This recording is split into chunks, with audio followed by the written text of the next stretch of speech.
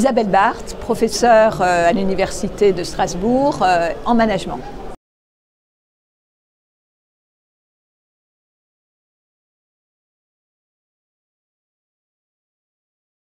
Oui, alors moi, mon positionnement et mon expertise, c'est la question du futur, avec un seul mot en anglais, mais deux en français. Le futur, c'est quelque chose qu'on essaye de prévoir, et l'avenir, c'est quelque chose qu'on accueille. Et je pense que c'est très important de faire la différence quand on veut faire de la prospective, c'est-à-dire non pas être capable simplement de construire des scénarios à partir du passé, ce qui est déjà très bien, mais d'être capable d'accueillir l'imprévisible. Et c'est là où beaucoup d'entreprises ont encore beaucoup de mal à prendre le temps, à avoir les méthodes pour être plus en confiance par rapport à ce qui les entoure. Alors pour moi, il y en a 5. Le premier, c'est bien sûr l'arrivée de l'intelligence artificielle avec tout ce que ça comporte en termes de compétences, de métiers nouveaux, de métiers qui vont disparaître. Il y a bien sûr l'environnement, et l'environnement, c'est comment on travaille avec 5 degrés de plus, les nouveaux process, les nouveaux métiers, les nouveaux produits qu'on doit sortir. Il y a la démographie, dont on ne parle pas assez souvent. La France est un pays qui vieillit, et comment on renouvelle les compétences avec des jeunes qui viendront d'ailleurs et qui ne seront pas forcément formés.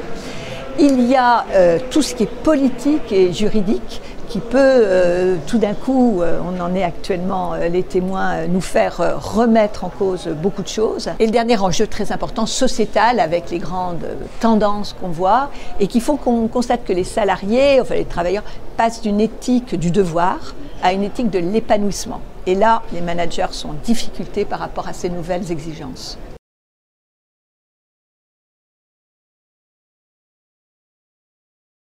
Alors, on est sur un salon où il y a plein d'outils merveilleux, c'est très bien les outils, c'est très bien les solutions, mais ça ne peut servir et on ne peut se les approprier que si on a compris son pourquoi. Et je pense que là, il faut partir du diagnostic, du pourquoi, de l'imagination, c'est vraiment de l'imagination du futur désirable ou de l'avenir désirable qu'on veut avoir.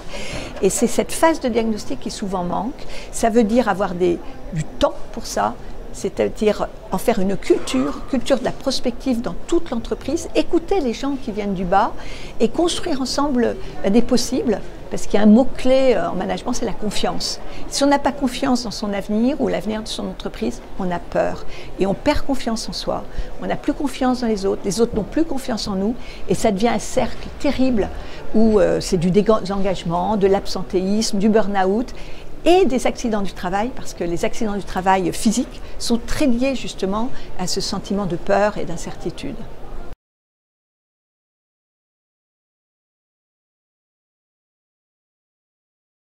Alors la qualité de vie au travail, c'est très divers, très varié. Il y a des gens qui adorent bosser comme des malades, il y en a qui au contraire ont besoin de confort. Déjà, il faut distinguer tout ça, et puis par rapport au secteur d'activité, donc il n'y a pas de loi. Il y en a une quand même qui fonctionne, c'est ce qu'on appelle la symétrie des attentions. Plus vous êtes à l'écoute, plus vous travaillez, plus vos salariés, vos collaborateurs sont bien, sereins, avec toute la variété que j'exposais, plus ils le rendent aux clients, plus ils le rendent à la performance. C'est ce qu'on appelle la symétrie des attentions. Donc en effet, ce qui fait du bien à l'intérieur va faire du bien à l'extérieur.